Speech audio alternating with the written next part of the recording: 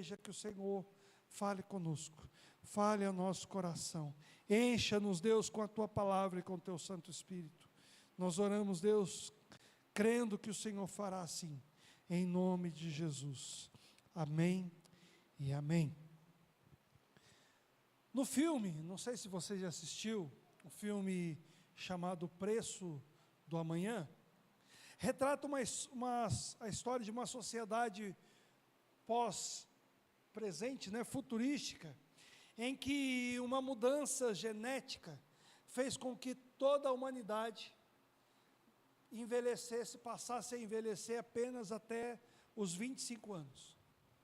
Então, todas as pessoas da humanidade, nesse filme, envelheceram até no máximo 25 anos. A partir daí, a partir desse momento, um relógio que eles têm no braço, um cronômetro no braço, passa a vir em contagem regressiva, a pessoa passa a ter apenas 1 ano de vida. E para que ela viva mais, ela precisa trabalhar para conquistar mais algumas horas, alguns meses, alguns anos de vida.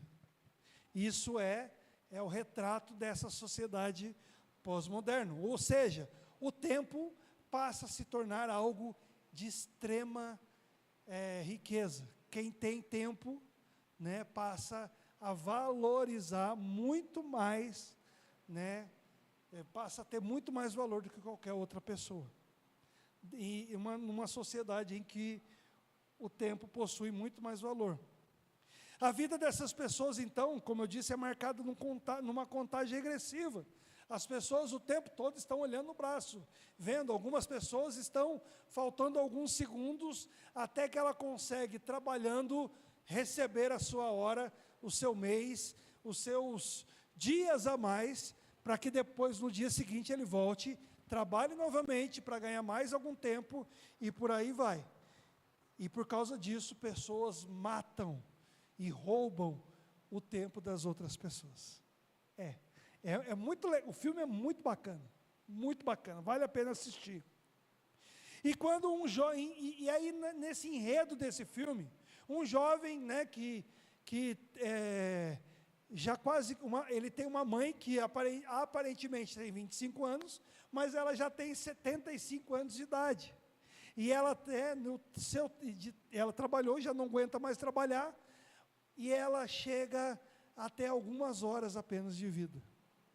Então esse jovem trabalha, mas ele num determinado momento conhece um homem que de certa forma era um milionário. Ele tinha no seu braço 1 século de vida.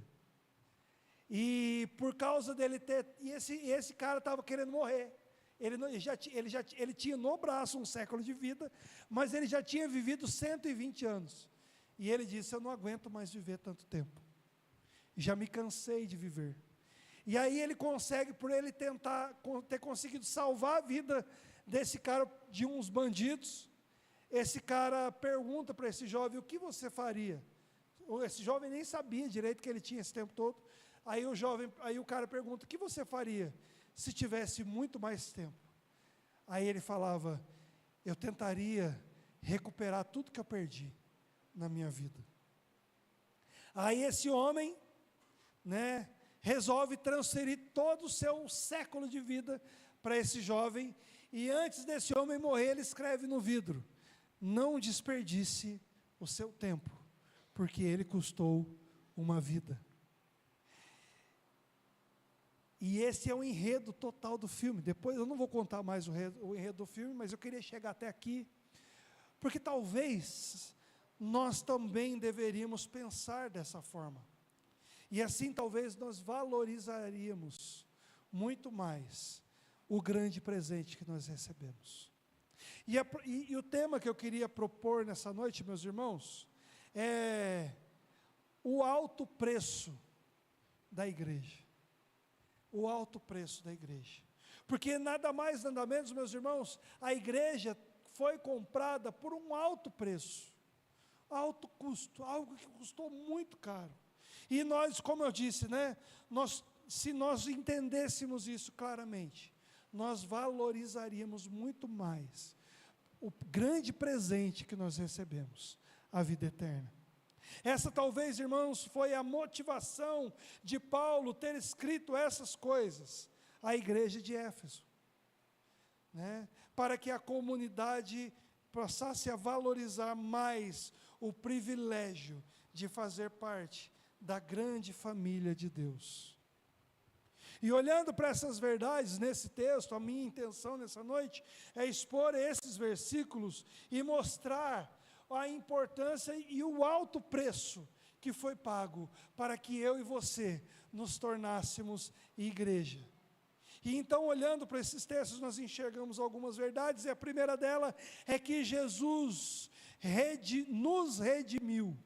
Ele trouxe para nós redenção. A primeira parte do versículo 7 diz: nele temos a redenção pelo seu sangue. William Barclay, um grande teólogo, diz que a palavra redimir era usado para o resgate do homem que era prisioneiro de guerra ou escravo. E essa palavra se aplicava também para a libertação do homem de uma pena de morte merecida por um crime. A palavra redenção, meus irmãos, é algo muito parecido com aquilo que nós chamamos de graça. Alguém comprou a nossa liberdade. Nós estávamos presos, éramos escravos do pecado, e alguém pagou por esse preço. Nós estávamos condenados à morte eterna, e Cristo pagou por esse crime. A pena para mim e para você, meus irmãos, era de morte, mas o Senhor Jesus nos deu vida. É a palavra que se usa para se referir à libertação divina dos filhos de Israel da escravidão do Egito. É a mesma palavra. Deus era chamado pelos judeus de o Redentor.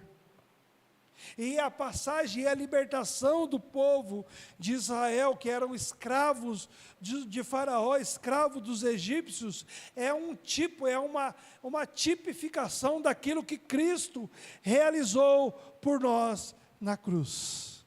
Nós éramos escravos e agora somos livres. Nós éramos um povo escravizado pelo pecado e agora nós somos um povo do Deus Altíssimo.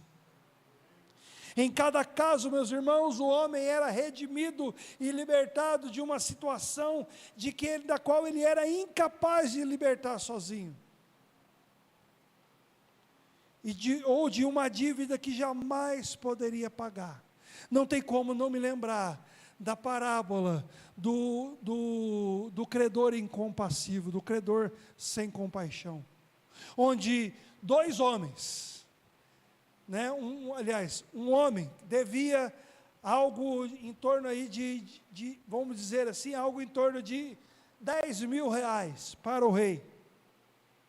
Não, algo em torno de 1 milhão, não, muito mais, sei lá, 1 trilhão de reais, para o rei. E aí ele chega diante do rei para receber a sentença de morte, e aquele homem diz: eu não tenho como pagar. E então, aquele rei compassivo, que tinha grande compaixão, vira para aquele homem e fala: não precisa pagar mais não, está pago. E então esse homem sai da presença do rei e se encontra com um outro homem que devia a ele 1 denário, que era algo em torno de 1 semana de trabalho. E esse homem pega esse cara e põe na parede e fala: me pague ou você vai para a prisão. E o rei, vendo aquilo, vira para esse homem que estava agindo de forma sem compaixão com o homem que estava devendo, e aquele rei vira e fala: você não está agindo com compaixão com seu irmão que te deve 1 denário? Acho que não era esse valor não, mas era alguma coisa assim, que é algo em torno de 10 mil reais. Eu te defendi e eu perdoei os seus 1 trilhão de reais, e você está agindo de forma incompassiva, você vai preso porque você não me pagou. O Senhor nos chama, meus irmãos, a essa realidade de algo que nós não tínhamos condição de pagar. Não há possibilidade nenhuma de, por anos e anos, séculos e séculos, mais de milênios, o povo de Israel todo ano derramava o sangue de um cordeiro sobre a arca da aliança, para que fosse simbolizado o perdão dos pecados, mas aquilo era insuficiente. E aí, na plenitude dos tempos, vem o Cordeiro de Deus, que tira o pecado do mundo, e então derrama de uma vez por todas o verdadeiro sacrifício pelo perdão dos pecados, que paga de uma vez por todas